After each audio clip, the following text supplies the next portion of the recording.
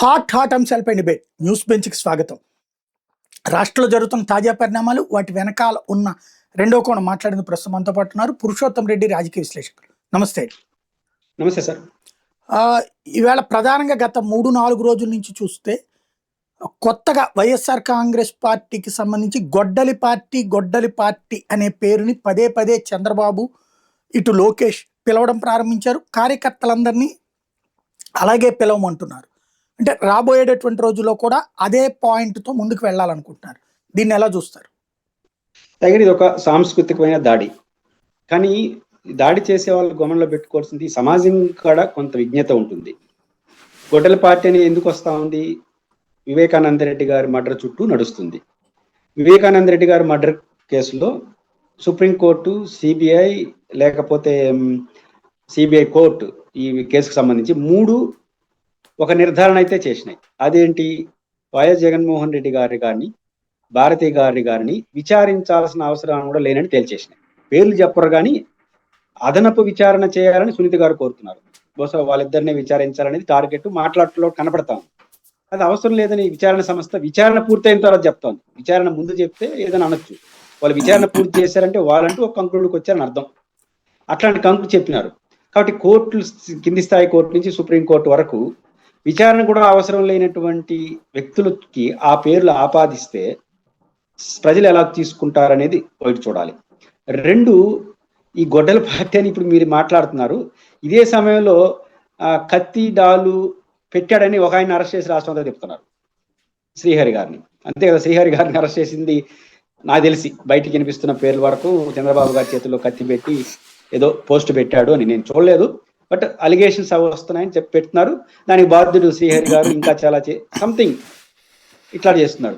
మనం అదే సమయంలో ఒక స్థాయిలో ఉండి ఏ నిర్ధారణతో గొడ్డలి అని వారి చేతికి పెడతారు. కాబట్టి ఒకవైపు శ్రీహరి గారు తప్పు చేశారా, ఒప్పు చేశారా, ఆయన పోస్టులు ఏంటి, కుట్ర ఏంటి తేల్చనివ్వండి, కోర్టులు తేల్చనివ్వండి, మంచి చెడ్డలు తేల్చని మనకేం సంబంధం లేదు. ఏది కోర్టులు నిర్ధారించని, కోర్టు పరిధిలో ఉంది కాబట్టి. కానీ ఇంకోవైపు సుప్రీంకోర్టు వరకు ఇట్లా జరిగింది. ఈ టైంలో మీరు పెడితే ఎట్లా నమ్ముతారు జనం చూడాలి. నాకు అనిపిస్తుంది ఎలక్షన్ అయిపోయిన వెంటనే ఎవరైనా ఎంజాయ్ చేస్తారు. ఎంజాయ్ మీన్స్ పవర్ అనే కాదు, పరిపాలన ప్రాధాన్యత. అసలు ఎలక్షన్ అయిన మరుసటి నుంచి మళ్ళీ జగన్ రాకూడదు. ఇది చాలా imbalance statement.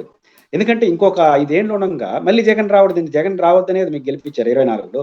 1 year 2 years 3 years మీరు అనుకున్న చేసిన తర్వాత జగన్ ఇవన్నీ భవిష్యత్తులో కొనసాగాలంటే జగన్ వస్తే నష్టం అంటే అర్థం ఉంది. కానీ ఆయన ఓడిపోయాడు, మీరు అద్భుతంగా విజయం సాధించి 2వ రోజు నుంచి ఆయన వస్తే మళ్ళీ ఏంటి పరిస్థితి అని మాట్లాడుతున్నారంటే మళ్ళీ వస్తాడని కన్ఫర్మ్ చేస్తున్నారా? ఇది ఒకటి అంశం. 2వ అంశం ఒక సాంస్కృతిక దాడి. నమ్మిన వాళ్ళు నమ్మని పోయింది లేదు కదా.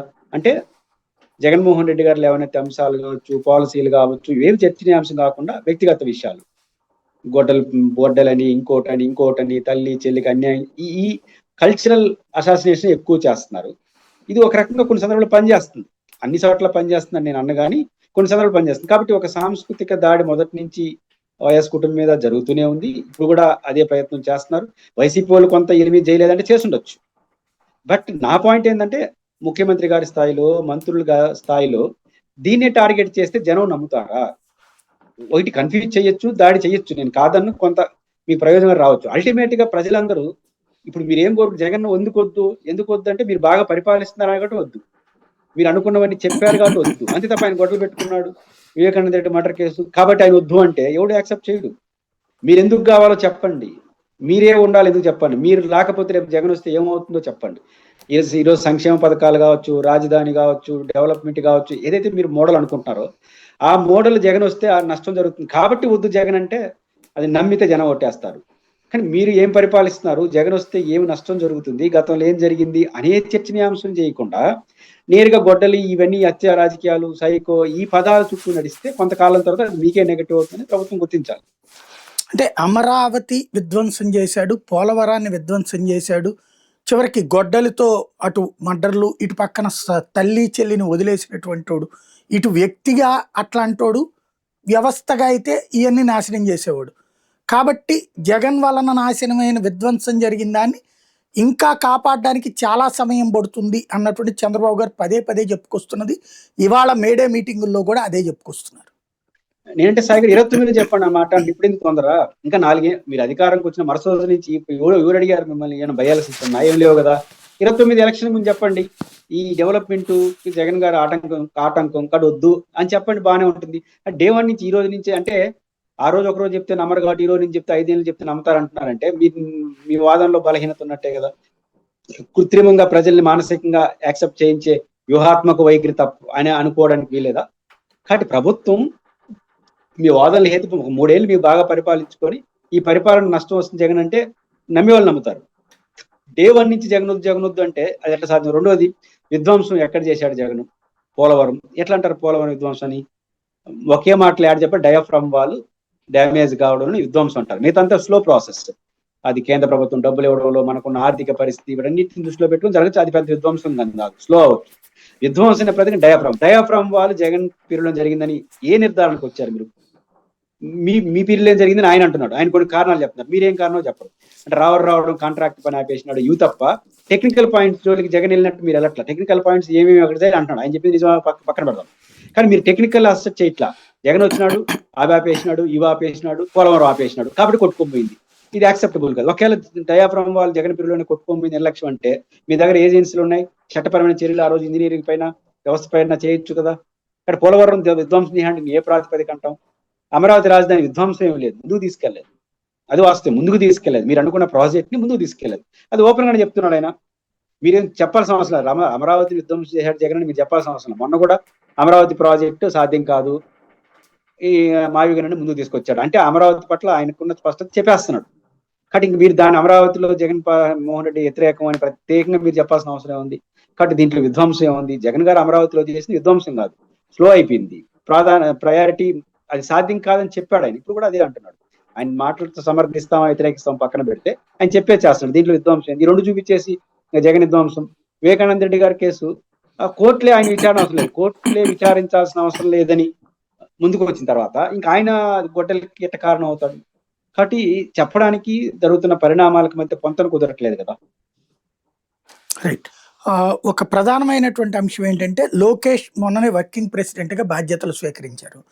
ఆ తర్వాత మాట్లాడుతున్నటువంటి పదం ఏంటంటే ఈవెన్ మొన్న పవన్ కళ్యాణ్ అయినా చంద్రబాబు అయినా ఆంధ్రప్రదేశ్ ప్రజల్ని కన్విన్స్ చేసే ప్రయత్నం చేస్తున్నది ఏంటి అంటే ఒకసారి వచ్చి ఒకసారి ఓడిపోతే కష్టం, అట్లా కాకుండా సుదీర్ఘకాలం పాటు రాష్ట్రాన్ని పరిపాలించబట్టినే గుజరాత్ నెంబర్ 1గా నిలిచింది. అంటే ఇదివరకు పవన్ కళ్యాణ్ 15 సంవత్సరాలు అనేవాడు, ఆ తర్వాత 25 ఏళ్ల దాకా అవసరం అవుతుంది, ఒక తరం అవసరం అన్నది పవన్ కళ్యాణ్ మాట్లాడితే ఇప్పుడు లోకేష్ కూడా అదే అంటున్నారు. అభివృద్ధి కావాలి, రాష్ట్రం అమరావతి ఇవన్నీ సెటరైట్ అయ్యి రాష్ట్రం బాగుపడాలంటే ఒక దారికి రావాలంటే ఓ 25 ఏళ్ల పాటు వీళ్ళనే ఎంచుకోవడం అన్నటువంటి కాన్సెప్టు ఇక్కడ ప్రధానంగా తీసుకొస్తున్నారు. ఎంతవరకు వర్కౌట్ అవుతుంది? సాయి గారు ఇప్పుడు లాంగ్ టర్మ్ ముఖ్యమంత్రులుగా చూసినప్పుడు జ్యోతి బసు గారు ఒక ఎక్స్పీరియన్స్. ఆయన దాదాపు 25 ఏళ్ళు ముఖ్యమంత్రిగా ఉన్నాడు. గుజరాత్ లో నరేంద్ర మోడీ గారు ఎక్కువ టర్మ్ ఉన్నాడు. బెంగాల్లో రామారామి బుద్ధదేవ భట్టాచార్య కూడా 15 ఏళ్ళు 20 ఏళ్ళు కంటిన్యూగా ముఖ్యమంత్రిగా ఉన్నారు. మమతా బెనర్జీ 3 టైమ్స్ అయినట్టున్నారు. ఇంకా ఒరిస్సాలో నవీన్ పట్నాయక్ గారు సీనియర్, ఆయన కూడా 3 టైమ్స్ ముఖ్యమంత్రి. ఇంకా అస్సాము 2 సార్లు జరిగినాయి. మనకు నేను మిగతా అన్ని చూడడం కానీ బుద్ధదేవ భట్టాచార్య నుంచి కానీ, జ్యోతి బసు గారి నుంచి కానీ, నరేంద్ర మోడీ గారి నుంచి కానీ శాశ్వతంగా మేమే ఉంటేనో సుదీర్ఘకాలం మేమే ఉంటేనో అభివృద్ధి జరుగుతుందని వాళ్ళు నోటు కూడా ఎప్పుడూ చెప్పలా. ప్రతిసారి 5 ఏళ్ళు పరిపాలించిన వెంటనే మేము అనుకునేది చేసినాం, మళ్ళీ అవకాశం ఇస్తే మరింత చేస్తాం, ఈ స్టేట్మెంట్లు చూసినాము తప్ప ఒక 15 ఏళ్ళు మాకు అవకాశం ఇవ్వండి, 20 ఏళ్ళు మాకు అవకాశం ఇవ్వండి, ఒక తరం మాకు అవకాశం ఇవ్వండి వాళ్ళు ఎప్పుడు చెప్పలా. బుద్ధదేవ్ భట్టాచార్య చెప్పలా, జ్యోతి బసు చెప్పలా, నరేంద్ర మోడీ గారు చెప్పలా. ఏమన్నా స్టేట్మెంట్ చూపించమని చూద్దాం. వాళ్ళ పరిపాలన బాగా చేస్తూ 5 ఏళ్ళు అయిపోయిన తర్వాత ఎన్నికలు వచ్చినప్పుడు ఈ పరిపాలన బాగుంది కాబట్టి కంటిన్యూ చేయండి, కంటిన్యూ చేస్తే మరింత అభివృద్ధి చెందుతుందని చెప్పారే తప్ప కనీసం ఒక 25 ఏళ్ళు మాకు అవకాశం ఎవరు అడగలేదు. నిజంగా పరిపాలించాలి ఎవరు అనలేదు. మనం అనుకుంటున్నామంటే అర్థం ఉందా? పాయింట్ ఏంటంటే ఎలక్షన్ ముందు ఈ చర్చ జరగాల్సిన సమయం ఎలక్షన్ అయిపోయిన వెంటనే జరగడం ఏంటి? ఇక్కడ అనుమానం వస్తుంది. అంటే వాళ్ళు ఏం చేస్తారా పాయింట్ కాదు, ఏదో తెలియని భయం. మనం ఇచ్చిన హామీలు అమలు చేయలేము, పరిస్థితుల ప్రభావం ఉంటుంది కాబట్టి ఎప్పుడు ఎవరైనా ఏం చెప్పాలి? పోలవరం పూర్తి కావాలంటే చంద్రబాబు నాయుడు గారు కావాలి, రాయలసీమ పూర్తి అభివృద్ధి చెందిన ప్రాజెక్టులు పూర్తి కావాలంటే చంద్రబాబు గారు ఉండాలి. ఇట్లాంటి మీరు మాట్లాడట్లేదు. ఒక రాజధాని విషయంలో చెప్తున్నారు, జగన్ గారు రివర్స్ లో ఉంటాడు కాబట్టి. మిగతా రాష్ట్రాలు యాడ్ కన్వీన్స్ ఉన్నాయి. మీరు ఎందుకు కొనసాగాలి? పేదల సంక్షేమ పథకాల్లో ప్రజలు, ఇరిగేషన్ ప్రాజెక్ట్స్, డెవలప్మెంట్ వీటిలో చెప్తూ చేతి చూపించారంటే ప్రజలు నమ్ముతారు. ఒక 6 నెలల ముందు చర్చ పెట్టండి, ఇన్ని చేసినాం, భవిష్యత్తులో జగన్ వస్తే మళ్ళీ రివర్స్ అవుతాయని చెప్తే కొంత కన్విన్స్ అవుతారు. అంటే మనం చేస్తామని నమ్మకం లేదా? నేను అనుకుంటుంది చేస్తామని నమ్ముకుంటే వాళ్ళ పనులు వాళ్ళు చేసేసి ఎలక్షన్ ముందు ఇది కదా మా పర్ఫార్మెన్స్, మీరు ఆలోచించండి అని చెప్పడానికి చేసి ఉండేవాళ్ళు. ఈ రోజు నుంచి అదే చెప్తున్నారంటే చేయకుండా ఒక సాంస్కృతికమైనటువంటి చర్చ పెడుతున్నారా అని అనుమానం కలుగుతుంది. అంటే ఇక్కడ సూపర్ 6 సూపర్ సక్సెస్ చేసేసాం, ఎవరి వల్ల కాదన్నది చేసి నిరూపించాం అన్నటువంటిది పదే పదే చెప్తున్నారు. అదే సందర్భంలో మహిళలకి 1500 రూపాయలు నిరుద్యోగ భృతి, 50 ఏళ్ళకి పెన్షను లాంటివి ఆచరణలోకి రాకపోయినా సరే అది P4తో సక్సెస్ అయిపోయింది. ఇదేమో నిరుద్యోగులకి సంబంధించి శిక్షణ ఇప్పిస్తున్నాం కాబట్టి సరిపోయింది అన్నటువంటి పదం చెప్తున్నారు. పబ్లిక్ దాన్ని యాక్సెప్ట్ చేశారు అని పదే పదే మాట్లాడుతున్నారు. ఈ ఇదివరకు జగన్ ఇచ్చినటువంటి నవరత్నాలకి అదనంగా ఇస్తానన్నది కాస్త నవరత్నాలు పక్కకి వెళ్ళిపోయినాయి. అదే పబ్లిక్ కోరుకుంటున్నారు అనుకోవాలా? అంటే సైగరు అలా పబ్లిక్ అనుకోవాలని మానసికంగా సిద్ధం చేస్తున్నారు. అంటే భావోద్వేగం ఎప్పుడు కూడా ఎమోషనల్ విషయాల్లో కొంత వర్కౌట్ అవుతుంది, కానీ ఫైనాన్స్ విషయాల్లో వర్కౌట్ కాదు. ఇప్పుడు మహిళలకు P4 యాడ్ చేశాం, స్కిల్ డెవలప్మెంట్, నిరుద్యోగం యాడ్ చేశామని మీరు అనేస్తే నిరుద్యోగులందరూ అయిపోయింది అనుకుంటారా? నిరుద్యోగ భృతి కావాలని కోరుకునేది వాళ్ళ జోబులోకి నిరుద్యోగ భృతి వస్తేనే సంతృప్తి చెందారు. ఆడబిడ్డ నిధి 1500 రూపాయలు చేతిలోకి వస్తేనే మహిళలు సంతోషిస్తారు. మనం ఎన్ని మాట్లాడినా కుదరదు. ఆర్థిక విషయాలు అనేది కనపడతాయి నేరుగా. భావోద్వేగం, ఒక యుద్ధం, ఒక రాష్ట్ర సమగ్ర అభివృద్ధి, పునర్నిర్మాణం, ఈ పదాలు ఎవరికి సంబంధం లేదు కాబట్టి భావోద్వేగంగా కనెక్ట్ అవుతారు. ఇది అట్లాంటిది కాదు. వ్యక్తిగత ప్రయోజనాలతో ముడిపడి ఉన్నదే సంక్షేమ పథకాలు, ఇచ్చిన హామీలు. వ్యక్తిగత ప్రయోజనాలు నా వ్యక్తి జోబులోకి వచ్చి మీరు అందరూ డామ్ అని రోజు అన్ని మీడియా ఛానల్స్, మనలాంటి మీడియా, యూట్యూబ్ అన్ని కలిసి ఏకోన్ముఖంగా చంద్రబాబు బేష్ అని మీరు అందరూ అనేసారు అనుకోండి, నా జోబులోకి రాలేదు నాకు తెలిస్తే మీరు చెప్తే మీరు బాగుందండి, బాగా ఉపన్యాసం చెప్పారు సాయి గారు అనుకుంటానా? ఉపన్యాసం బాగానే ఉంది, నా జోబులోకి అయితే డబ్బులు రాలేదు కదా. కాబట్టి ఈ స్కీమ్స్ అన్ని డబ్బులతో ముడిపడి ఉంది కాబట్టి అట్లాంటివేమి కుదరదు. పైపిచ్చు ఆడబిడ్డ అనేది ఒకటి మిగిలింది, అది అమలు చేసా అంటే ఆంధ్ర రాష్ట్రాన్ని అమ్ముకోవాల్సి వస్తుంది. ఎవరన్నారు ఈ మాట? డైరెక్ట్ మీ క్యాబినెట్ సహచరుడు అన్నారు. మీరేమో 4 మంది అంటారు ఎవరన్నా అడగకపోతే, ఆయనేమో ఆడబిడ్డ మీద అమలు చేస్తే ఆంధ్ర రాష్ట్రం అమ్ముకో. మనకే కనపడుతుంది, నేను లెక్కేశాను, మొత్తం 47 హామీలు ఉన్నాయి. వాళ్ళు ఇచ్చిన హామీల్లో 1,64,000 కోట్లు అవుతుంది దానికి బడ్జెట్. ఇప్పుడు మనకు చంద్రబాబు గారు చెప్తున్న ప్రకారం 50 నుంచి 60,000 కోట్ల రూపాయలు మనం ఖర్చు పెడుతున్నాము సంక్షేమ పథకాలని. మరి ఇంకా 1,10,000 కోట్ల రూపాయలు పెట్టినట్టే కదా. కాబట్టి సంక్షేమ పథకాల విషయంలో ఏం చేసినారు, ఏం చేయలేదని చర్చ కాదు. సంక్షేమ పథకాలు జోబుల్లోకి వచ్చిన వాళ్ళు సంతృప్తి చెందుతారు, సంక్షేమ పథకాలు జోబుల్లోకి రాని వాళ్ళు నువ్వేం ఉపన్యాసం చెప్పినా వాళ్ళు రివర్స్ లో వాళ్ళు ఉంటారు. కాబట్టి ఎంత అమలు చేసామనేది నా జోబులోకి వచ్చేదాన్ని బట్టి ఉంటుంది. ఇక్కడ లోకేష్ గారు కానీ బాబు గారు కానీ రైట్ చేస్తున్నటువంటి పాయింట్, భవిష్యత్తు, ఈవెన్ పవన్ కళ్యాణ్ అయినా సరే, భవిష్యత్తు బాగుండాలంటే అమరావతి బాగుపడాలి, అమరావతి అద్భుతంగా ఉండాలంటే జగన్ వస్తే విధ్వంసం చేస్తాడు కాబట్టి మేమే ఉండాలి, అదొస్తే ప్రపంచంలోనే టాప్ 5 సిటీల్లో ఒకటి తీసుకెళ్ళాలి అంటే టైం కావాలి. ఆ టైం 15 ఏళ్ళ 25 ఏళ్ళ ఒక తరం. ఇది పవన్ కళ్యాణ్ కన్విన్స్ చేస్తున్నా, జగన్ ఇటు లోకేష్ కన్విన్స్ చేస్తున్నా. జగన్ వస్తే విధ్వంసం చేస్తాడు. రెండో వైపు వచ్చేటప్పటికి బాబు వస్తే జాబ్ వస్తుంది అన్నది ఎదవరకు ఎట్లాంటి నినాదమో, లోకేష్ వల్లనే ఉద్యోగాలు వస్తాయి, ఈవెన్ లోకేష్ వెళ్ళి గూగుల్ వాళ్ళతో మాట్లాడి ఉద్యోగాలు తెచ్చారు, కంపెనీ ఇక్కడికి తీసుకొచ్చాడు, లేకపోతే కనుక మిట్టలోళ్ళతో మాట్లాడి ఇక్కడికి తీసుకొచ్చారు అన్నది స్వయంగా చంద్రబాబు పదే పదే మీటింగుల్లో చెప్పుకొస్తున్నారు. పార్టీ మీటింగుల్లో, అట్లాగే క్యాబినెట్ మీటింగుల్లో, వాళ్ళ మీడియాలో కూడా ఇదే ఫోకస్ చేసుకున్నారు. అంటే నెక్స్ట్ తరపు చంద్రబాబు లోకేష్, ఒక హైదరాబాదుని సృష్టించినటువంటి చంద్రబాబు ఇక్కడ అమరావతిని తయారు చేసి పైకి తీసుకెళ్తున్న లోకేష్. అట్లాగే ఉద్యోగాల పరంగా చంద్రబాబు నాయుడు రావడం వల్లనే అక్కడ మైక్రోసాఫ్ట్ ఇవన్నీ వచ్చినాయి, ఇక్కడ గూగుల్ ఇట్లాంటివన్నీ తీసుకొచ్చేటటువంటి వాడు లోకేష్. వీటన్నిటితో చూస్తే అసలు జగన్ని కౌంట్ చేయకూడదు, అతను వస్తే విధ్వంసం చేస్తాడు. ఇది ఇప్పుడు కంపారిజన్ తీసుకువెళ్తున్నటువంటి పాయింట్. లోకేష్ గారిని చంద్రబాబు గారి స్థానంలో కూర్చోబెట్టడానికి ఆ హోదా ముఖ్యమంత్రే కాదు మానసికంగా కూడా ఆ ప్రయత్నాలు ఇప్పుడు లోకేష్ గారు వారసుడుగా చేస్తున్నారని చెప్పే ప్రయత్నం వాళ్ళు చేస్తున్నారు. దాని ఏం తప్పటాల్సిన అవసరం లేదు. కాబట్టి ఇప్పుడు ఈ కూటమి ప్రభుత్వం ఏమి సాధించినా అది లోకేష్ గారి ఖాతాలో వేయడాన్ని కూడా మనం తప్పట్టాల్సిన అవసరం లేదు. వారి ఇష్టం, ఎవరినో ఒక లీడర్ గా ముందు పెడతారు. కాబట్టి ఏదైనా అభ్యర్థులు ఉంటే పవన్ కళ్యాణ్ గారికి ఉండాలి, బీజేపీ వాళ్ళు, మనకేం ఇబ్బంది లేదు. వాళ్ళకి మొత్తం ఈ రాష్ట్రంలో జరిగే మంచికైనా చెడ్డకైనా లోకేష్ గారే బాధ్యులు అని చెప్తే మనకేం అభ్యంతరం, ఏదో ప్రోటోకాల్ ఉంటే మాట్లాడుకోవచ్చు.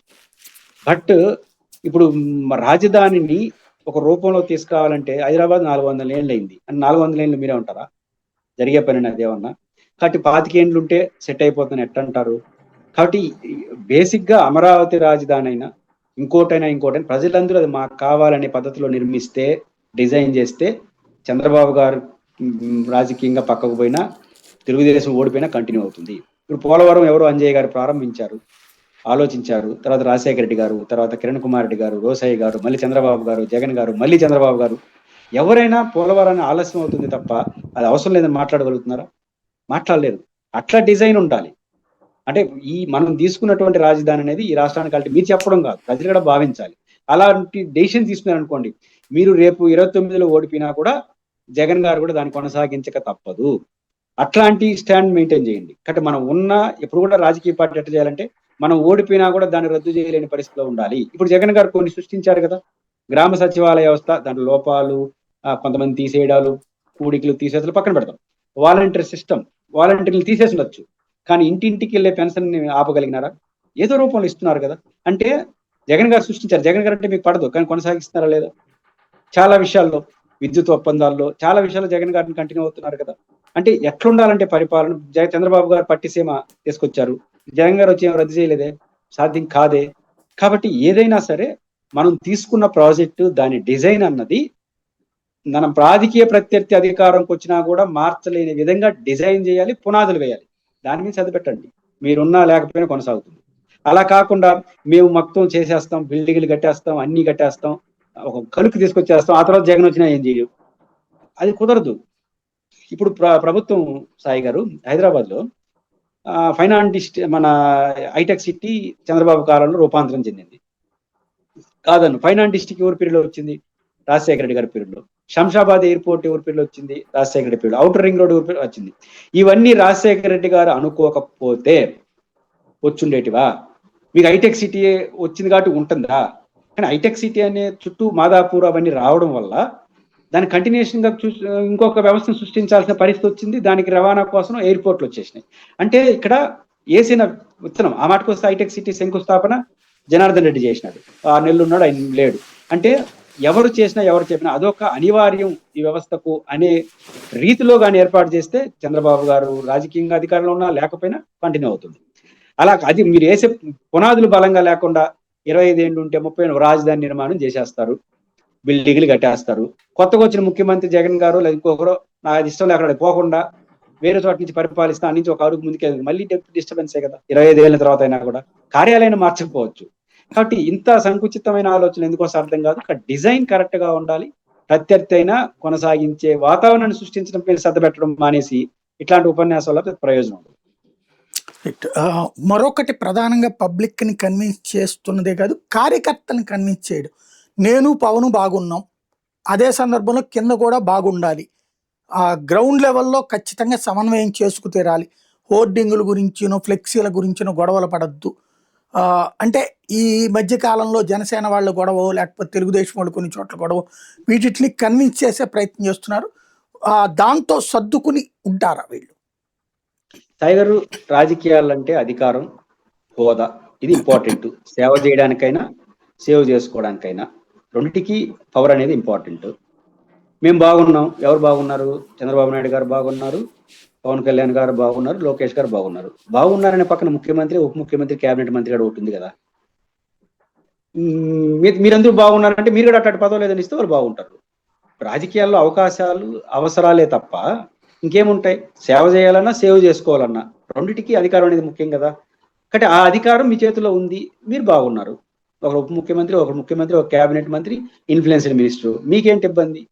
కానీ మీరున్నట్టే కింద ఉండాలంటే మీ మాటలు బట్టి కాదు కదా, మీకు అధికారం ఉంది కాబట్టి ఉన్నారు. కింద వాళ్ళు కనీసం ఒక కార్పొరేషను, ఇంకోటో, ఎంఆర్ఓలు, ఎంపీడీఓలు, పోలీసులు చెప్పిన మాట వినడం, ఇది కదా కోరుకుంటారు. కానీ వాళ్ళకి కావాల్సింది, మీకు కావాల్సింది మీరు ఉంది కాబట్టి మీరు బాగున్నారు, వాళ్ళకి కావాల్సిన వాళ్ళు ఇస్తే వాళ్ళు బాగుంటారు.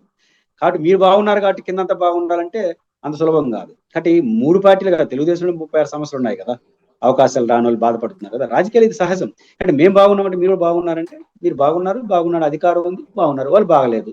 కాబట్టి మీరు బాగుండడానికి కారణం ఏదైతే ఉందో అదే కారణం వాళ్ళకి కూడా వర్తిస్తే వాళ్ళు బాగుంటారు. అలా కాకుండా మీరు బాగుండంటే పవర్లో ఉన్న వాళ్ళు బాగానే ఉంటారు, వాళ్ళు వచ్చినప్పుడు వాళ్ళు చూపించేస్తారు. కాబట్టి బాగుండడం అనేది మనకు ఆపాదించుకున్నప్పుడు ఇతరులు కూడా అదే ఆపాదిస్తారని గుర్తించాలి. రాష్ట్రానికి సంబంధించి అమరావతి పూర్తి చేసేస్తాం 3 ఏళ్లలో. అదే సందర్భంలో పోలవరాన్ని పూర్తి చేసేస్తాం రేపు పుష్కరాల టైంకే. ఇంకోవైపున గూగుల్ సిటీ ఇది బిగిన్ అయిపోతుంది, అలాగే మిట్టలు బిగిన్ అయిపోతుంది 2028 కల్లా. ఇవన్నీ చూపించి జనం దగ్గరికి వెళ్తాం. ఇక గొడ్డలి పార్టీని జనం దగ్గరికి రానియరు. ఇది బాబు గారు చెప్పే మాట. అభ్యంతరం లేదు. మంచి డెవలప్మెంట్ చేసి వెళ్ళి ప్రజల్లో చూపించడం, ప్రజలు కూడా యాక్సెప్ట్ చేస్తారు. ప్రజలు కోరుకునేది బాగా పరిపాలించమని, మా ఆకాంక్షలు తీర్చమని. మీరు బాగా చేసి పోలవరం పూర్తి చేసి పరిశ్రమలు వచ్చేసి ఉద్యోగ అవకాశాలు వచ్చి మంచి నగరాన్ని నిర్మించేసి ప్రజలందరికీ సంక్షేమ పథకాలన్నీ ఇచ్చేస్తే ఖచ్చితంగా మిమ్మల్ని మళ్ళీ గెలిపిస్తారు, అదేమి సందేహం లేదు కదా. అప్పుడు గొడ్డలు అనే పదం అవసరం లేదుగా. మీరు బాగున్నప్పుడు గొడ్డలని ఎందుకు? మీరు అన్ని బాగుందంటే అదే చెప్పుకోవచ్చు కదా, గొడ్డల పేరు చెప్పాల్సిన అవసరం లేదు. ఎప్పుడు గొడ్డల పేరు వస్తుందంటే ఇవన్నీ చేయనప్పుడు వస్తుంది. కాబట్టి పోలవరం కట్టాం, కాబట్టి మాకు ఓటేయండి. విశాఖపట్నంలో అద్భుతమైన పారిశ్రామిక వాడు నిర్మించాం, లక్షల మందికి ఉద్యోగాలు వచ్చాయి, కాబట్టి ఓటేయండి. అందరికి సంక్షేమ పథకాలు 1,60,000 కోట్లు చేశాం, మాకు ఓటేయండి అని పోయినారనుకోండి, గొడ్డల పార్టీ గొడ్డలనే పేరే అవసరం లేదు. గొడ్డలనే పేరు వాడుతున్నారంటేనే మీరు చెప్పుకోవడానికి ఏం లేదని అర్థం, చెప్పుకోవడానికి సఫిషియెంట్ కారణాలు లేవని అర్థం. గొడ్డల పేరు ఎప్పుడు మర్చిపోతారో అప్పుడు వీళ్ళ మీద వాళ్ళకి విశ్వాసం ఉన్నాడు. ఒక గుండు గుర్తుగా చెప్పాలంటే గొడ్డలి, సైకో, మళ్ళీ జగన్ రాకూడదు, ఇట్లాంటి పదాలు ఎప్పుడైతే ఆపేస్తారో, ఆపేసి ఏం చేస్తారు, ఇది చేసాం అది చేసాం అని చెప్తారు. అది చెప్పకుండా ఇది చెప్తున్నారంటేనే మీ దగ్గర విషయం లేదని అర్థం. కాబట్టి గొడ్డలు మర్చిపోయేంత వరకు, వాళ్ళు గొడ్డలు చెప్పేంత వరకు వాళ్ళు చెప్తున్న విషయాలన్నీ కన్విన్స్గా లేవని అర్థం. ఫైనల్గా ఒకటి చెప్పండి, రాష్ట్ర విభజన జరిపి 12 ఏళ్ళు అయిపోయింది. ఇక్కడ సమస్య ఏంటంటే విభజన సందర్భంలో ఆంధ్రప్రదేశ్కి తెలంగాణలోని కొన్ని ఆస్తుల మీద హక్కు ఇచ్చారు, షేర్ ఇచ్చారు. ఆ ఆస్తులు దగ్గర దగ్గర 2.5 లక్షల కోట్లు అన్నది గతంలో 14లో చంద్రబాబు గారు చెప్పారు. 18 దాకా కూడా అది కేసీఆర్తో మాట్లాడుతున్నాం అన్నారు. 18లో పూర్తిగా వ్యతిరేకంగా ఇది కేంద్రం అడ్డుపడుతోందని చెప్పుకొచ్చారు. తర్వాతనే జగన్ వచ్చారు, జగన్ వచ్చిన తర్వాత అవి తెస్తున్నారన్నారు, అది ఆగిపోయింది. దాని గురించిన ప్రస్తావన లేదు. ఇప్పుడు అసలు ఇక్కడ అక్కడ ఇద్దరు కూడా గురు శిష్యులే ఉన్నారు, లేదా సహచరులే ఉన్నారు.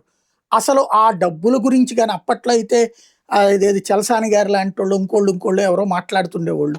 ఇప్పుడు అసలు ఆంధ్రాకి సంబంధించిన హక్కు గురించి లేదా ఆ ఆస్తుల గురించి మాట్లాడేవాళ్లే లేరు, అడిగేవాళ్ళు లేరు. వదిలేసినట్టేనా, లేకపోతే అసలు అది హక్కు లేకుండా ఆ రోజున కేవలం ఉద్వేగాల కోసం మాట్లాడారా? అంటే హక్కు అనే దానికన్నా విభజన చట్టంలో స్పిరిట్ గా అమలు చేసే కేంద్ర ప్రభుత్వం లేకపోవడం. సైగర్ బేసిక్ గా ఇప్పుడు ఉదాహరణకు ఒక ఉదాహరణ చెప్తాను. తెలుగు అకాడమీ ఉంది. తెలుగు అకాడమీ హైదరాబాద్ నుంచి మన వాటా తీసుకుని 100 కోట్లు 150 కోట్లు నిధులు కూడా వచ్చినాయి. ఎక్కడికి? ఆంధ్రప్రదేశ్కి ఇచ్చారు. కేసీఆర్ గారు ఉన్నప్పుడే 100 కోట్లు అనుకుంటారు. తెలుగు అకాడమీ కార్యాలయం తిరుపతిలో అన్నారు. సరే, ఇప్పుడు తిరుపతిలో ఉంటుందా విజయవాడలో ఉంటుందో చూడాలి. లక్ష్మీపార్తి గారు ఫస్ట్ చైర్మన్ అయినారు. నేను దాన్ని పరిశీలించాను. దాదాపు హైకోర్టులో కొట్లాడినారు, పాజిటివ్ వచ్చింది. మళ్ళీ సుప్రీంకోర్టుకి వెళ్ళారు, ఆడకొట్టే తెలుగు అకాడమీ నుంచి 100 కోట్లు తెచ్చుకోవడం కోసం యుద్ధమే జరిగింది. రాష్ట్ర ప్రభుత్వానికి తెలంగాణకి సుప్రీంకోర్టులోకి వెళ్ళి మళ్ళీ ఇంప్లిమెంటేషన్ అయింది. 100 కోట్ల రూపాయల వాటాని తీసుకురావడం కోసం. ఇంకా మిగతా మీరు లక్షల కోట్లు అనేది ఎప్పుడవుతుందో ఊహించుకోండి. కాబట్టి రాష్ట్ర ప్రభుత్వాలు కొట్లాడేదానికి సిద్ధంగా లేవు, అనేక కారణాలు ఇచ్చా. రెండోది, కేంద్ర ప్రభుత్వం ప్రతిదానికి సాంకేతికంగా మాట్లాడుతుంది తప్ప ఒక స్పిరిట్ గా ఆలోచించట్లేదు. నిజంగా స్పిరిట్ గా ఆలోచించుంటే మనకు బైఫర్కేషన్ తో సంబంధం లేకుండా ఏది పార్లమెంటు స్థానాలు అయితే దేశం, అసెంబ్లీ వరకు దేశంతో సంబంధం లేకుండా మనకు 50 సీట్లు పెరిగి ఉండాలి. 2 ఏళ్ళు అయిపోయి ఉండాలి పెరిగి. మొన్న ఎన్నికలే పెరిగిన సీట్లలో జరుగుండాలి, జరగలేదు కదా. కాబట్టి ఆర్థిక విషయాలు, ఆర్థికేతర విషయాలు ఏవి కూడా జరగనే పరిస్థితి చూస్తా ఉంటే జరిపించే విధంగా కొట్లాడే రాష్ట్ర ప్రభుత్వం లేకపోవడం, చేయడానికి సిద్ధపడే కేంద్ర ప్రభుత్వం, రెండు వల్ల ఇబ్బందిగా ఉంది. దురదృష్టవశాత్తు ఒక నిరాశ వార్త చెప్పడం, ఇంకా పెద్దగా సాధిస్తారేమో ప్రగతి అనే నమ్మకం కూడా కోల్పోయే పరిస్థితిలో వ్యవహారాలు నడుస్తున్నాయి. ఇంకా హైదరాబాద్ ఆస్తులు ఏ మేర కోరుకోవటానికి చూడాలి.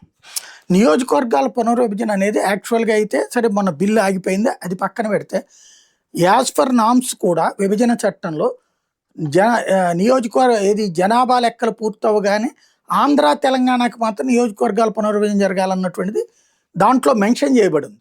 ఇప్పుడు ఆ చట్టం దాకా ఆగుతారా? ఇంతవరకు ఏమన్నా నెక్స్ట్ ఎలక్షన్స్ లోపు చేసే అవకాశం ఉంటుందంట? అంటే నాకైతే నమ్మకం లేదు. దేశవ్యాప్తంగా జరిగే పునర్వ్యవస్థలో భాగంగానే ఏపీకి జరుగుతుంది తప్ప మనకు ప్రత్యేకంగా వనగూరినటువంటి విభజన చట్టం ప్రకారం జరుగుతుంది. విభజన చట్టం కూడా జనాభా కూడా వస్తుంది. 50 అనే పదం వాడారు. ఈ జనాభాతో ఏం పని, ఉన్న జనాభా ఎంత ఉంటే అంత పెరిగిపోవడం. అంటే ఈ విభజన చట్టం స్పిరిట్ తో చేయదలుచుకుంటే ఎప్పుడైనా చేయొచ్చు. కానీ అది విభజన చట్టం కూడా ముగిసిపోయి 2 ఏళ్ళు అవుతుంది. ఇప్పుడు అది లైవ్ లో ఉన్నట్ట లేనట్టు కూడా తెలియదు.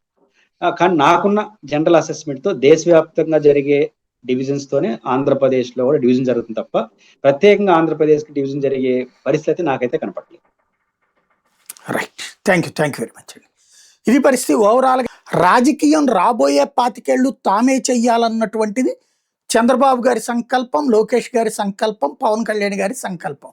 ఇక జగన్ని చరిత్రలో కాలగర్భంలో కలిపేయాలన్నటువంటి ఉద్దేశంతోనే సైకో లేదా గొడ్డలి లాంటి నినాదాలతో తెర ముందుకు తీసుకొస్తున్నారు. జగన్ని దూరంగా పెట్టండి అని జనాన్ని పదే పదే అభ్యర్థిస్తున్నారు. మరి జనం అంగీకరిస్తారా లేదా అన్నటువంటిది భవిష్యత్ తేల్చాల్సి ఉంది.